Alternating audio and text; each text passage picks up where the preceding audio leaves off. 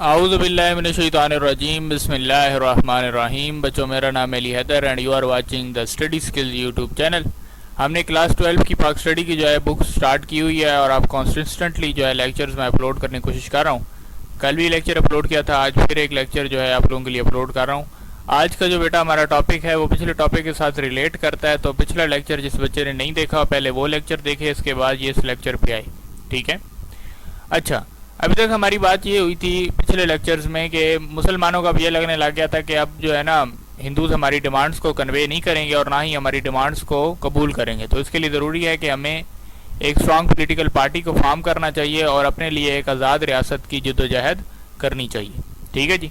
तो उस दौरान एक मसला ये आ रहा था सेंटर में, जब ब्रिटिश गवर्नमेंट ने इन मुस्लिम लीग और कांग्रेस से कहा था कि आप जो है ना जो नया आइन बनेगा ना हिंदुस्तान के लिए, उस आइन के लिए कुछ प्रपोजल्स दें। मतलब उस आइन को कैसा होना चाहिए, उस आइन में क्या क्या चीज़ें शामिल होनी चाहिए वो बता दें, कानून कैसे बनना चाहिए। क्योंकि वो समझते थे कि कांग्रेस जो है रिप्रेजेंटेटिव है हिंदूज की और मुस्लिम लीग जो है वो मुसलमानों की रिप्रेजेंटेटिव है, इसलिए उन दोनों को उन्होंने कहा था कि आप डिस्कस करें एक दूसरे के साथ और ऐसा रिफॉर्म बनाएं, ऐसा आइन बनाएं जो कि पूरे हिंदुस्तान में इम्प्लीमेंट किया जा सके ईजीली। ठीक है जी। उसके जवाब में नेहरू रिपोर्ट आती है 1927 में, जिसमें जो पिछला हमने डिस्कस किया लेक्चर, उसमें यह था कि नेहरू रिपोर्ट में तमाम चीज़ें हिंदूज की जो फेवर में थी वो लिखी हुई थी, लेकिन मुसलमानों की कोई भी डिमांड फुलफिल नहीं होती थी, जिसमें 1/3 मेजोरिटी और सेपरेट इलेक्टोरेट के बारे में जो है वो नहीं फुलफिल हो रहा था। अच्छा, कुछ बच्चों ने मुझसे ये सवाल किया था कि सर सेपरेट इलेक्टोरेट क्या होता है। सेपरेट इलेक्टोरेट बेटा ये होता है कि एक कम्युनिटी के लिए ना आप फिक्स कर देते हैं सीटें। ठीक है, कि ये सीटें जो हैं ये मुसलमानों के लिए हैं सिर्फ। जिस तरह आप पार्लियामेंट में देखते हैं कि ख़वातीन के लिए सीटें रिजर्व हो जाती हैं। ठीक है, तो क्या होता है कि वहाँ पर सिर्फ और सिर्फ ख़वातीन के लिए सीटें होती हैं और सिर्फ ख़वातीन ही वहाँ पर अप्लाई कर सकती हैं। ये बिल्कुल ऐसे ही होता है जैसे हम AFNS का कोर्स आता है आर्मी में, तो उसमें सिर्फ और सिर्फ फीमेल लड़कियां ही अप्लाई कर सकती हैं। नर्सिंग का कोर्स जो आता है उसमें सिर्फ लड़कियां ही अप्लाई कर सकती हैं। तो वो रिजर्व कर दी जाती है कम्युनिटी के लिए कि ये वाली कम्युनिटी जो है इस सीटों पर अप्लाई करेगी। ठीक है जी। इन दोनों के दरमियान कॉन्टेस्ट होगा और फीमेल ही सिर्फ इस दोनों कॉन्टेस्ट करेंगी। ठीक है, तो इसी तरह सेपरेट इलेक्टोरेट होता है। सेपरेट इलेक्टोरेट का आइडिया सर सैयद अहमद खान ने दिया था। उसमें उन्होंने वादे तौर पर यह कहा था कि मुसलमानों को जो है ना अलहदा सेपरेट इलेक्टोरेट दें। उसका मतलब ये है कि सीटें जो है मुसलमानों की रिजर्व करेंगे। इतनी सीटें जो है मुसलमानों की हैं 400 के करीब, और फिर उसमें जो है सिर्फ मुसलमान कॉन्टेस्ट करेंगे और इलेक्ट कैसे होंगे, सिर्फ मुस्लिम वोटर्स के जरिए। मतलब हिंदू वोटर उनको इलेक्ट नहीं करेंगे, सिर्फ मुसलमान वोटर्स जो है उनको इलेक्ट करेंगे। तो इसको बेटा हम कहते हैं सेपरेट इलेक्टोरेट। ठीक है, तो ना सेपरेट इलेक्टोरेट की डिमांड फुलफिल हुई। अब वापस आते हैं अपने पॉइंट की तरफ, नेहरू रिपोर्ट पे। तो क्या हुआ कि ना वो सेपरेट इलेक्टोरेट मानने को तैयार थे और ना ही 1/3 मेजोरिटी। तो फिर कायद-ए-आज़म ने क्या किया कि उनसे डिस्कस किए कुछ पॉइंट्स के, यार थोड़ा सा इसमें चेंजिंग कर लो ताकि ये मुसलमान भी इस आइन को कबूल कर सकें। ठीक है, और उस पर इम्प्लीमेंट कर सकें। लेकिन क्या हुआ कि उन्होंने उसको रिजेक्ट कर दिया। फिर कायद-ए-आज़म मोहम्मद अली जिन्ना ने अपने 14 पॉइंट्स 1928 में पेश किए और जिसके उन्होंने मुसलमानों के लिए जो डिमांड्स थी उनको बताया कि ये मुसलमानों के लिए की डिमांड्स है जिनको हमें फुलफिल करना चाहिए। ठीक है जी। अच्छा, फिर हिंदू ने उसको भी रिजेक्ट कर दिया। तो अब ब्रिटिश गवर्नमेंट अब ये देखने लग गई कि यार ना कांग्रेस एक जगह पे मुत्तहिद हो रही है, ना मुस्लिम लीग एक जगह पे मुत्तहिद हो रही है, तो इन दोनों को जो है इन दोनों पार्टीज को एक कॉन्फ्रेंस करनी चाहिए लंदन में। ठीक है, और इन दोनों पार्टीज को बुलाना चाहिए ताकि इन दोनों पार्टीज को सामने बिठाकर खुद भी हम बैठें, इनको भी बिठाएं अपने साथ और डिस्कस करें कि अगला आइन कैसे बनाना है, और दोनों की डिमांड्स को मैं सुनूं और ब्रिटिश गवर्नमेंट खुद बनाए आइन दोनों की डिमांड्स को सुनकर। ठीक है, फुलफिल करके। तो उन्होंने उस टाइम एक कॉन्फ्रेंसेस करवाई लंदन में, उसको हम कहते हैं बेटा राउंड टेबल कॉन्फ्रेंसेस। वो कब से स्टार्ट हुई, 1930 से 1932 तक तकरीबन 3 राउंड टेबल कॉन्फ्रेंसेस हुई हैं। और ये कॉन्फ्रेंस जो है बिल्कुल फेलियर की पर चली गई थी, कोई कामयाब नहीं हुई ये कॉन्फ्रेंसेस। उसकी वजह क्या थी? उसकी वजह यह थी कि पहली कॉन्फ्रेंस में तो कायद-ए-आज़म आई नहीं। पहली कॉन्फ्रेंस में कायद-ए-आज़म आए थे, गांधी नहीं आया। फिर उन्होंने कहा भाई अब लीडर आए नहीं है तो फिर दोबारा। फिर दूसरी कॉन्फ्रेंस में गांधी तो आए लेकिन कायद-ए-आज़म नहीं आए। फिर तीसरी कॉन्फ्रेंस में दोनों ही नहीं आए। तो उन्होंने मतलब टोटली इसको जो है ना बेड़ा गर्क कर दिया इस राउंड टेबल कॉन्फ्रेंस का। और आफ्टर दैट के राउंड टेबल कॉन्फ्रेंस जो है वो फेलियर को मेट कर गई। फिर उसके बाद हमारे पास आता है establishment of Congress ministry 1937 to 1939। अच्छा, कांग्रेस की जो मिनिस्ट्री थी ना उसको फिर क्या हुआ, ब्रिटिश गवर्नमेंट ने कहा कि यार अब तो ये एक जगह पे मुतहद ही नहीं हो रहे, तो इसके लिए ज़रूरी है कि इनकी एक गवर्नमेंट फॉर्म की जाए, इनके इलेक्शंस करवाए जाएं, और जब गवर्नमेंट एक फॉर्म हो जाएगी तो फिर उसके बाद हम आइन बनाएंगे तो वो सही रहेगा। मतलब ऐसे अभी ये इनके पास गवर्नमेंट है नहीं तो ये ऐसी लड़ाई करते रहेंगे, तो इनको पहले गवर्नमेंट में कुछ पावर दे देते हैं और उसके बाद फिर इनसे आइन बनवा लेंगे। तो उन्होंने फिर क्या किया कि 1937 में इंडिया के 11 सूबों में इलेक्शंस करवाए, जिसमें मुस्लिम लीग को बड़ी बुरी तरह जो है शिकस्त हुई। 489 सीट्स जो मुसलमानों की रिजर्व थी सेपरेट इलेक्टोरेट के जरिए, वो उनमें से सिर्फ 104 ही मुस्लिम लीग जीत सकी थी, बाकी सारी कांग्रेस जीत गई थी। ठीक है, और कांग्रेस ने जो है 11 सूबों में से 8 सूबों पर कांग्रेस की हुकूमत आई और 11 सूबों के ऊपर हमारी और 3 सूबों के ऊपर हमारी हुकूमत आई 11 में से। ठीक है जी, तो फिर क्या हुआ कि अब ये लगने लग गया, मुस्लिम लीग ने कहा कि अब जो है हमें थोड़ा मेहनत करनी चाहिए, ये ना हो कि कांग्रेस जो है इसी तरह जीतती रहे और हमारा जो ख्वाब है एक सेपरेट जो सेपरेट स्टेट हासिल करने का वो फुलफिल ही ना हो। ठीक है जी, उसके बाद कांग्रेस की जो है गवर्नमेंट फॉर्म हो गई थी 1937 टू 1939। अब इस गवर्नमेंट के दौरान कांग्रेस ने ना बहुत सारी जो है ना गलतियां की, जिसमें उन्होंने हिंदी को जो है परमानेंट कर दिया तमाम एजुकेशनल सिस्टम्स में कि जी हिंदी जो है हर बच्चा पढ़ेगा। उर्दू को नेशनल लैंग्वेज से हटा के हिंदी को बना दिया गया और हिंदी को परमानेंट कर दिया गया कि हर बच्चे को हिंदी लाजमी पढ़नी है, जो हिंदी नहीं पढ़ेगा वो आगे प्रमोट नहीं किया जाएगा।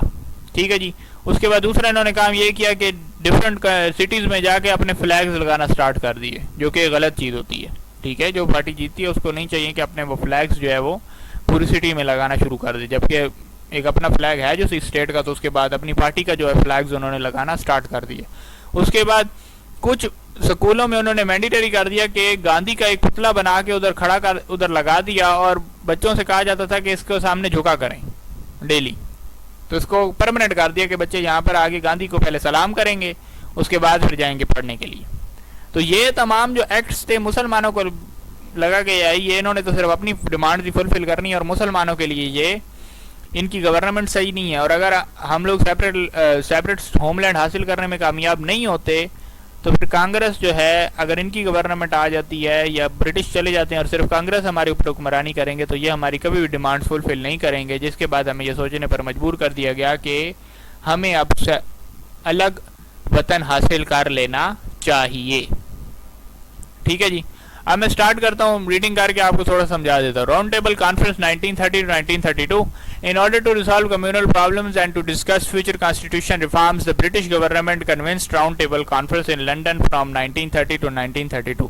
अच्छा बेटा, इसमें थोड़ा सा मैं आपको एक बता देता हूँ एक बात। एक बच्ची ने कमेंट करके मुझसे ये पूछा था कि सर मुझे बताएं कि एक हिंदू ने पुलिस स्टेशन को आग क्यों लगा दी थी खिलाफत मूवमेंट के दौरान। तो उसका आंसर मैं पहले दे देता हूँ बच्चों।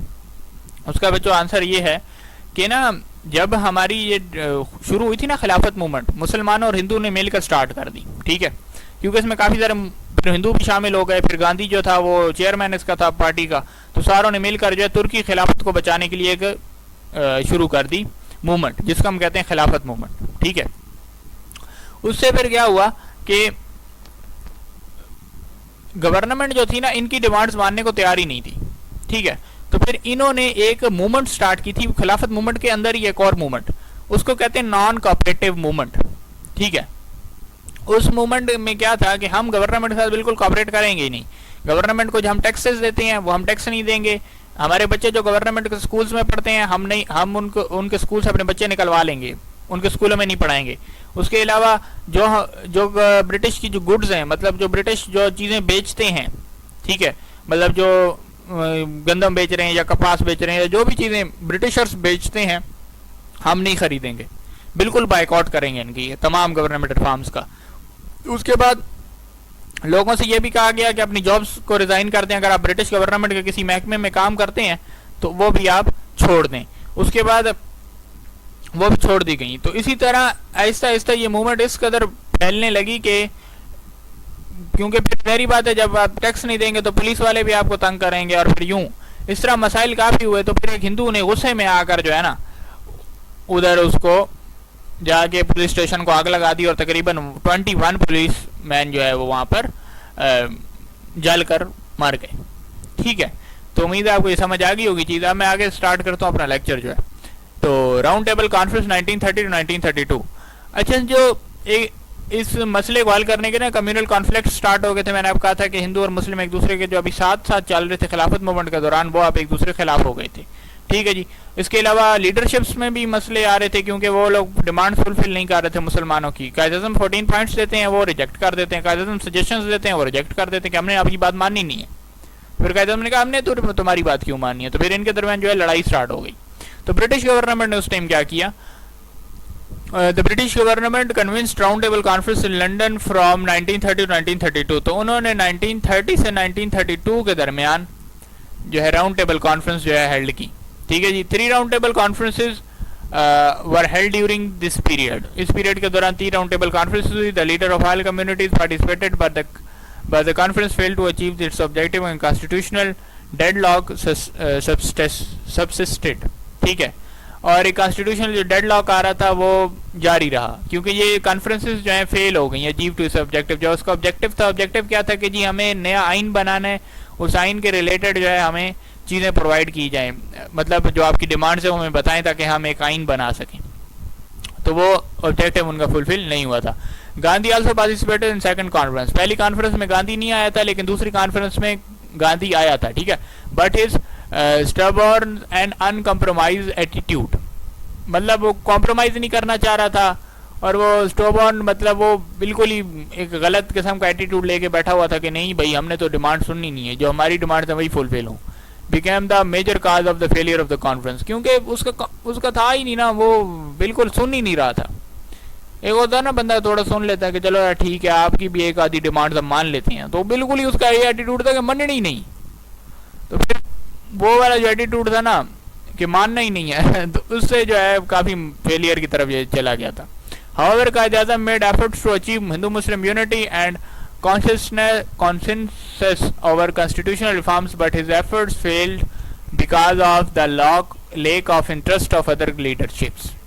कायद-ए-आज़म ने तो एफर्ट्स की, कायद-ए-आज़म ने कहा ठीक है थोड़ा सा कॉम्प्रोमाइज आप कर लें तो हम हिंदू मुस्लिम यूनिटी को भी अचीव कर लेंगे। दूसरा ये कि हम सेपरेट इलेक्टोरेट छोड़ते हैं तो आप हमें जो है सिंध को अलग प्रोविंस बनाएं, KPK को अलग प्रोविंस बनाएं, बलूचिस्तान को अलग प्रोविंस बनाएं। ठीक है, तो कायद-ए-आज़म ने अलग डिमांड्स रखी थी। पीछे हमने कम्युनल कॉन्फ्लिक्ट में पढ़ा है बेटा, लेक्चर नहीं देखा तो लेक्चर देखें, उसमें मैंने सारा एक्सप्लेन किया। तो उन्होंने कॉम्प्रोमाइज तो किया, लेकिन जो दूसरी लीडरशिप थी वो बात मानने को तैयार ही नहीं थे, और फिर कायद-ए-आज़म ने कहा ठीक है जान दो, ये कामयाब होती नहीं। ठीक है जी। तो आफ्टर दैट फिर क्या हुआ कि 1937 to 1939 establishment of Congress ministry जो है फॉर्म हुई। अब वो क्यों हुई, क्योंकि ब्रिटिश गवर्नमेंट की राउंड टेबल कॉन्फ्रेंस हो खराब हो गई, वो खत्म हो गई, कोई अब नतीजा निकला ही नहीं है उसका। तो फिर उन्होंने कहा कि अब इनके दरमियान इलेक्शंस करवा दिए जाए, 11 प्रोविंसेस के दरमियान कांग्रेस और मुस्लिम लीग के दरमियान इलेक्शन करवाया जाए। ऐसे लग रहा था कि कांग्रेस और मुस्लिम लीग जो है ना सेम सीटें जीतेंगे, ठीक है, और बराबर आएंगे, और इनके दरमियान इंटर्म गवर्नमेंट फॉर्म होगी। इंटर्म गवर्नमेंट फॉर्म होगी तो ये एक दूसरे की रिफॉर्म्स मानने पे तैयार हो जाएंगे। क्यों, क्योंकि दूसरे पर डिपेंड कर रहे होंगे। जैसे अभी देखें ना, अभी पाकिस्तान में रिसेंटली ये इंटर्म गवर्नमेंट ही फॉर्म है। कैसे, पीपी की भी गवर्नमेंट है और नून लीग की भी है। ठीक है, अगर प्राइम मिनिस्टर जो है नून लीग का है तो जो सदर है वो पीपल्स पार्टी का है, तो ये दोनों मिल के हुकूमत करेंगे। जब ये दोनों मिल के हुकूमत करते हैं तो एक दूसरे की डिमांड्स को जो है ना इनको सुनना पड़ता है। अगर नहीं सुनेंगे तो दूसरा अपनी सीटें जो है वो निकाल लेगा। जैसे ही दूसरा सीटें निकालेगा तो ये इनके पास सीटें रहेंगी नहीं, तो फिर इनको दोबारा इलेक्शन करने पड़ेंगे। इसलिए एक दूसरे की डिमांड सुनने पर ये दोनों मजबूर हो जाते हैं। इसी तरह ब्रिटिश गवर्नमेंट को लगा कि अगर हम इलेक्शन करवा देते हैं ना इनके दरमियान, तो एक दूसरे की डिमांड सुनने पर ये मजबूर हो जाएंगे, क्योंकि अगर एक पार्टी जाएगी तो इनकी गवर्नमेंट खराब होगी। ठीक है ना, तो फिर इन्होंने कहा कि चलें इलेक्शन करवा देते हैं। अब 1937 British decided to hold provincial elections in 11 provinces of India. Provincial election कराए गए, सूबाई इलेक्शंस करवाए गए और सूबों की बेस पर। ठीक है, 11 सूबे थे जो इंडिया में, उन पर जो है करवाया गया। The manifesto of the both Congress and Muslim league were nearly the same and it was expected that both political parties would form coalition government from the elections. Coalition government मतलब एक दूसरे के साथ जो इंटर्म गवर्नमेंट वैसे ही बनाएंगे government, ऐसे लग रहा था। Congress obtained overwhelming victory largely in Hindu majority provinces while All India Muslim perform पोorly इन द इलेक्शंस। कांग्रेस ने तो जीता क्योंकि काफी सारे जो हिंदू, जिसमें मेजोरिटी थी ना हिंदुओं की, जिसमें हिंदू ज्यादा तादाद में थे, उसमें कांग्रेस जीत रही थी। दूसरी तरफ मुस्लिम लीग, जिसमें मुस्लिम मेजोरिटी थी, वहां पर भी कांग्रेस जीतने लग गई। मुस्लिम लीग के तो बिल्कुल ही बेड़ा गर्क हो गया। वो क्या हुआ जी, आगे क्या सुने जी। आउट ऑफ 489 मुस्लिम सीट्स, जो एक रिजर्व सीटें रखी गई थी ना मुसलमानों के लिए कि 489 सीट्स ये सिर्फ मुसलमान यहाँ पे अप्लाई करेंगे सेपरेट इलेक्टोरेट के जरिए, तो वहां पर सिर्फ 104 ही मुस्लिम लीग जीत सकी है, बाकी सारी सीटें जो है कांग्रेस जीत गई। The performance of All India Muslim League was dismal because it was not well organised at that time, क्योंकि वो ऑर्गेनाइज उस टाइम नहीं थी इतनी ज्यादा और जीत नहीं पाई। Moreover it did not contest the election on the creation of Pakistan. दूसरा ये कि उन्होंने उस टाइम एक मोटिव नहीं रखा था कि हम एक अलहदा मुल्क हासिल करेंगे, ठीक है। अभी तक ये मोटिव रखा जा रहा था, लेकिन अभी मोटिव रखना है, रखा गया लाहौर रेजोल्यूशन के बाद। इसके अगला टॉपिक वही है, ठीक है ना। तो अब जब इलेक्शन वो हारे ना मुस्लिम लीग वाले, और कांग्रेस का एक ऐसा एल्टीट्यूड उन्होंने देखा कि यार ये तो बड़े बुरे हालात हो रहे हैं और मुसलमानों पे जुल्म किया जा रहा है, तो फिर उस टाइम मुसलमानों को ये लगा कि अब यहाँ पर एक ये चिंगारी छोड़ देनी चाहिए कि हम एक सेपरेट होमलैंड हासिल करेंगे। तो 1940 में जब लाहौर रेजोल्यूशन हुई ना और उसमें बताया गया कि हम सेपरेट होमलैंड अब हासिल करेंगे, तो उसके बाद मुसलमान यहाँ पे इनके साथ जुड़ना स्टार्ट हो गए, और उसके बाद मुस्लिम लीग जो है आहिस्ता आहिस्ता इलेक्शंस में जीतने लग गई। और जब जीती तो फिर after that the result of that हमें आज पाकिस्तान मिल गया, ठीक है ना। तो चीज़ें जो है उन्होंने काफ़ी अंडरस्टैंड की। जब पोलिटिकल पॉइंट ऑफ व्यू से काफ़ी स्ट्रेटजीज करनी पड़ती हैं। जब आप एक पॉलिटिकल लीडर होते हैं ना, तो फिर आपको थोड़ा सा सोच विचार के साथ चलना पड़ता है कि यार आवाम के लिए क्या मुश्किलात हैं, ठीक है। तो उन मुश्किलात को ग्रैब करके उन्हीं को अपनी बेस बना के उसी पर चलना पड़ता है। समझ आ रही है चीज़ें। अब देखें, एक सिंपल सी आपको मिसाल देता हूँ एज अ पोलिटिकल लीडर जो आप देखते हैं। देखें, नून लीग जब शुरू में गवर्नमेंट फॉर्म हुई थी ना, इमरान खान की गवर्नमेंट गिरी और नून लीग की गवर्नमेंट फॉर्म हुई, तो जैसी नून लीग की गवर्नमेंट फॉर्म हुई तो नून लीग की गवर्नमेंट में कोलैप्स आ रहे थे। क्यों? क्योंकि पेट्रोल की कीमतें ऊपर जा रही थी, डॉलर की कीमतें ऊपर जा रही थी, आवाम परेशान थी महंगाई से। तो पीटीआई वाले इमरान खान ने क्या किया कि उसने उसी चीज को बेस बनाया और उसी की बेस के ऊपर उसने धरने स्टार्ट करना शुरू कर दिए। महंगाई बढ़ी है जी, ये है वो है, तो ऐसे उसने तकरीरें की और महंगाई बढ़ा बढ़ू के उसने, मतलब इतनी थी नहीं लेकिन उसने और ज्यादा बढ़ा बढ़ू के बताई आवाम को। तो फिर आवाम उसके साथ जुड़ना स्टार्ट हो गई और काफी बड़े बड़े उसके जलसे होते थे, आपने शायद देखा भी हो, ठीक है। तो सेम यही चीज मुस्लिम लीग ने भी उस टाइम की। कैसे जी? उन्होंने देखा कि कांग्रेस की जब गवर्नमेंट फॉर्म हुई ना और कांग्रेस ने जुल्म करना स्टार्ट कर दिया, मतलब उन्होंने कहा कि गांधी के पुतला खड़ा कर दिया एजुकेशन इंस्टीट्यूशंस में कि आपने इसको लाजमी जो है सलाम करके आगे पढ़ने जाना है। उसके बाद उन्होंने अपने फ्लैग्स लगाना स्टार्ट कर दिए। फिर उन्होंने कहा कि हिंदी लाजमी पढ़नी है, उर्दू को छोड़ दो और हिंदी लाजमी पढ़नी है। तो फिर ऐसे एटीट्यूड से उन मुसलमानों को लगा कि यार ये क्या तरीका है। तो फिर जब मुसलमान जब फील कर रहे थे ना कि यार कांग्रेस जो है जुल्म कर रही है हम पे, हमारे ऊपर, मुसलमानों की डिमांड्स को फुलफिल नहीं कर रही, तो उस टाइम मुस्लिम लीग ने उसी चीज को अपनी बेस बनाया और उसी टाइम मुस्लिम लीग ने कहा कि हम सेपरेट होमलैंड ले लेते हैं क्योंकि यहाँ पर हमारी फुलफिल डिमांड्स नहीं होंगी। उस टाइम मुसलमानों को भी ये लगा कि हाँ भाई हम 2 साल इनकी गवर्नमेंट झेल चुके हैं कांग्रेस की, और 2 साल जो गवर्नमेंट हुई है कांग्रेस की उसमें हम देख चुके हैं कि इन्होंने कैसा हमारे साथ एटीट्यूड रखा है ना, बिल्कुल ही नॉन कोऑपरेटिव एटीट्यूड था। तो फिर उसके बाद उन्होंने कहा कि ठीक है जी हम इसको मुस्लिम लीग के साथ ही जुड़ जाते हैं, ठीक है। समझ आ गई होगी उम्मीद है। इसके बाद after the election of Congress ruled, Congress जो था 8 प्रोविंसेस पे उसकी बनी और कितने 2 साल और एक आधा ईयर, तकरीबन 2.5 साल की गवर्नमेंट जो है उन्होंने फॉर्म की 8 प्रोविंसेस में। 3 प्रोविंसेस पर मुस्लिम लीग की गवर्नमेंट थी। कांग्रेस रिफ्यूज टू फॉर्म कोalition government with All India Muslim and demanded that those members of All India Muslim who wanted to join government should first resign from their party and join Congress। अच्छा, पहला attitude तो इनका ये खराब था। उन्होंने कहा कि जी अब हम जीत चुके हैं, अगर ये जो सीटें अब जीती गई हैं मुस्लिम लीग की जगह, मतलब 104 सीटें तो मुस्लिम लीग ने जीती थी ना, अब वो सीटें अगर हमारे साथ गवर्नमेंट बनाना चाहती हैं तो उसके लिए एक शर्त है। वो शर्त ये है कि अपनी पार्टी से रिजाइन करो और हमारे पास आ जाओ, फिर हमारी सीटें में शामिल कर लो। तो इन्होंने कहा नहीं भाई हम अपोजिशन में बैठेंगे, हमने आपके साथ नहीं गवाम करनी। तो पहले इनका ये एटीट्यूड खराब था, ठीक है जी। The rude attitude of Congress disappointed the Muslim leadership, however Congress manifesto ministries took following step with annoyed Muslims. कुछ ऐसे स्टेप्स उठाए गए कांग्रेस की जानिब से जिससे क्या हुआ कि मुसलमान उनसे बददिल हो गए और मुस्लिम लीग को एक मौका मिला कि यहाँ पर अब हमें ना, क्योंकि लोहागड़ा में तो मार दो हथौड़ा वाला काम किया यहाँ पे मुस्लिम लीग ने, और वहाँ पर उन्होंने सिस्टम बनाना स्टार्ट कर दिया कि अब हम सेपरेट होमलैंड लेंगे, अब यहाँ से एक मैनिफेस्टो स्टार्ट करते हैं ताकि जो है मुसलमान हमारे साथ जुड़ना स्टार्ट हो जाएं और हमारी जो है सीटें ताकि हम जीतें और इलेक्शंस जीत सकें। ठीक है, तो उससे फिर उन्होंने एक मैनिफेस्टो स्टार्ट किया। क्या था? कांग्रेस डिक्लेयर्स कंट्रोवर्शियल बांदे मातरम एज ए नेशनल एंथम। एक बांदे मातरम का मतलब है कि तमाम कौमें एक साथ हैं, तो उसको एक कंट्रोवर्शियल था। कंट्रोवर्शियल इसलिए था कि हिंदू और मुसलमानों के दरमियान इसी बात पे फसाद होता था, लड़ाई होती थी। ठीक है, तो उसको नेशनल एंथम बना दिया उन्होंने उन 8 प्रोविंसेस में। It started hosting Congress flags on public places. जिधर जिधर पब्लिक प्लेसेस थी वहां पर कांग्रेस के फ्लैग्स लग रहे थे। अब कांग्रेस के फ्लैग लगते थे तो मुस्लिम लीग के जो जाले होते थे वो उतार के फेंक देते थे। अब जब उतार के फेंक देते थे तो कांग्रेस के जो जाले होते थे वो कहते तुमने हमारे झंडा उतार के क्यों फेंका है, वो उनसे लड़ जाते थे, तो मजीद मसाइल क्रिएट होना शुरू हो गए। Hindi was made as a medium of instruction in education institution. Hindi को जो है परमानेंट मीडियम ऑफ इंस्ट्रक्शंस बना दिया गया कि अब हिंदी में ही पढ़ाया जाएगा, हिंदी में ही सब कुछ होगा, उर्दू में नहीं पढ़ाया जाएगा। ठीक है, तो हिंदी उन्होंने परमानेंट कर दी। उसके बाद और फिर पेपर में जो होंगे ना वो हिंदी में ही लिए जाएंगे। ठीक है, तो वो तो एक और अदाब बन गया भाई बच्चों के लिए। अब बच्चों ने कहा पहले हिंदी सीखो, चले जो शुरू से बच्चा है 1 में है तो वहां से हिंदी स्टार्ट करो, तो चलो वो तो सीख ही जाएगा आराम आराम से। लेकिन अब बच्चा ऑलरेडी 9 में पहुंच गया जहाँ पर उसकी बोर्ड की क्लास है और वहां पे आप कह दो कि भाई अब पेपर आपने उर्दू का पेपर उर्दू में नहीं लिखना, अब हिंदी में लिखना है, तो बच्चा कहेगा मैं क्या करूँ यहाँ पे। तो वो वाला सिस्टम यहाँ पे बन गया। It was declare mandatory in some provinces for children to go before the portrait of Gandhi, कि गांधी का एक पोर्ट्रेट मुजस्मा लगाया गया कि वहां पर पहले सलाम करो तो तक जाओ पढ़ने के लिए। ठीक है जी। The attitude of Congress ministry towards Muslim community was prejudicial and prejudicial लिखा हुआ है। ठीक है, and Muslims were sidelined in political spectrum. The Congress ministry in some provinces discriminate Muslim in government jobs and also tried to curb their religious freedom.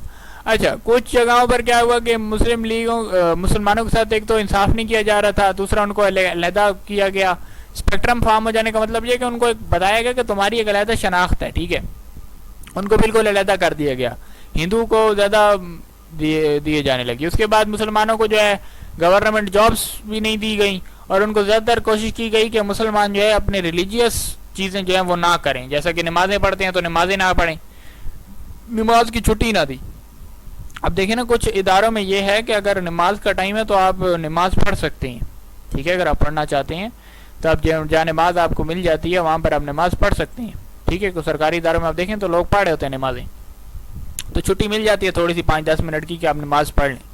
ठीक है, तो कांग्रेस ऐसी छुट्टी देने का इरादा नहीं रखता था, तो बिल्कुल ही रिलीजियस फ्रीडम जो थे ना मुसलमानों के पास, उनको वो कहता था नहीं भाई जॉब करनी हो तो फुल टाइम करो, यहाँ पे सेंटर में जो तुम 10-12 मिनट नमाज के निकाल रहे हो हम नहीं देंगे तुम्हें छुट्टी। तो फिर मुसलमानों का नमाज तो लाजमी पढ़नी है, तो फिर वो सिस्टम जो है यहाँ पे खराब होना। So when Congress ministry resigned in 1939 the Muslim took a सेइंग ऑफ रिलीफ एंड, तो मुसलमानों ने थोड़ा सा जो है सुख का सांस लिया। ठीक है, सेइंग ऑफ रिलीफ का मतलब है कि सुख का सांस लिया। And Quaid-e-Azam announce to celebrate 22 December 1939 as the day of deliverance.